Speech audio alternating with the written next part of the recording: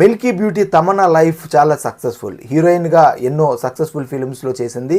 అలాగే ఆమెని చాలామంది కూడా ఇష్టపడుతూ ఉంటారు. దానికి కారణం ఏంటంటే ఏ క్యారెక్టర్లో అయినా సరే అందులోకి ఒదిగిపోయి చేస్తూ ఉంటుంది. చిన్నప్పటి నుంచి ఆమె చాలా కష్టాలు కూడా పడింది, చాలా స్ట్రగుల్స్ అనుభవించి హీరోయిన్ అవి ఒక సక్సెస్ఫుల్ ఉమెన్గా అయితే అందరి ముందు ఉంది. దీనికి సంబంధించి ఒక అరుదైన గౌరవం కూడా లభించింది తమన్నాకు. అదేంటంటే బెంగళూరుకి చెందిన హెబళ సింధీ హై స్కూల్లో 7వ తరగతి విద్యార్థులకు తమన్నా సాధించిన విజయాలకు సంబంధించిన ఒక అంశాన్ని పాఠ్యాంశంగా అయితే పెట్టారు.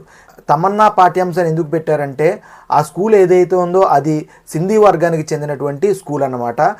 ఆ స్కూల్లో ఎక్స్ట్రా కరిక్యులర్ సిలబస్ లాగా పెట్టారు. దానికి ఏంటంటే సింధీ వర్గంలో ఉన్నటువంటి ఎవరైనా గొప్పవాళ్ళ యొక్క జీవిత చరిత్రను పెట్టాలనుకున్నారు. ఆ క్రమంలో తమన్నా యొక్క జీవిత చరిత్రను అయితే ఒక పాఠ్యాంశంగా పెట్టారు.